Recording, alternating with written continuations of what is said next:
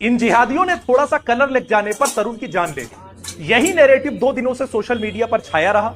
एक तरफा रिपोर्टिंग करी गई, कई लोग उसका शिकार हुए, मैं खुद भी इस चीज का शिकार हो गया कि वाकई रंग लग जाने की वजह से तरुण की जान ली गई है। जबकि पुलिस ने साफ स्टेटमेंट में कहा था कि ये 2 पक्षों की आपसी लड़ाई थी जो बहुत पहले से चली आ रही थी। होली के दिन मामला ट्रिगर हुआ, दोनों पक्षों में लड़ाई हुई, एक पक्ष के 3 लोग घायल हुए, दूसरे के 5 लोग घायल हुए और तरुण की इसमें जान चली गई। किसी का की जान का चला जाना यकीनन ये निंदा करने लायक विषय है, लेकिन इसमें एक तरफा रिपोर्टिंग करी गई, मुसलमानों के पक्ष को पूरी तरह से दबाया गया, कहीं से भी कोई भी बयान उनका नहीं लिया गया और इस इशू को बढ़ा चढ़ाकर जिहाद से जोड़कर दिखाया गया। पूरी की पूरी मुस्लिम कम्युनिटी को इसमें बदनाम किया गया।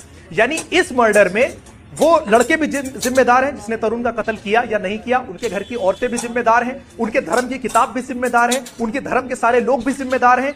इस एक मर्डर की वजह से इन सारे के सारे लोगों को इस मुल्क से निकाल देना चाहिए, है ना, उनको सुअर का मुंह पिला देना चाहिए, ऐसी बातें करी गई। लेकिन ये सारे के सारे लोग जिनको इतनी सिंपैथी तरुण से है, इनकी सिंपैथी कहां मर जाती है जब दुबग्गा में सूरज गौतम को मार दिया गया सिर्फ हैप्पी होली कहने की वजह से। क्यों?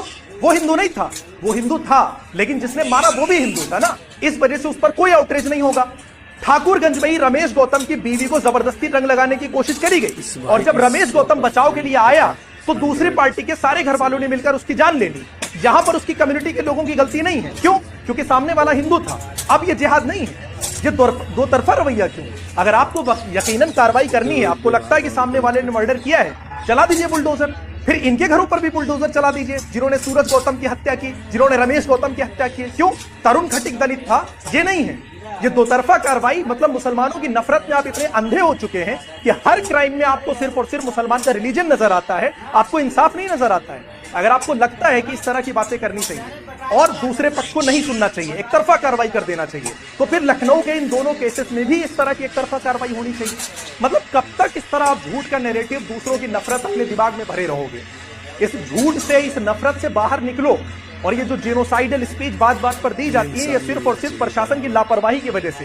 प्रशासन के सामने किसी के घर को लोग जला दे रहे हैं, प्रशासन खड़ा वहां पर देख रहा है और उसके बाद 2 मिनट के अंदर पता चलता है कि वो घर अवैध है और उसको उठा दिया जाता है और अगल बगल वाले घर वैध है। मतलब इतना खुल्लम खुल्ला कानून का दुरुपयोग मैंने अपनी जिंदगी में कभी नहीं देखा। और मैं इसलिए इस बात पर आवाज उठा रहा हूं क्योंकि अगर तरुण के साथ इंसाफ किया गया है तो फिर सूरज गौतम और रमेश गौतम के साथ भी इंसाफ के लिए आवाज उठाइए आप लोग।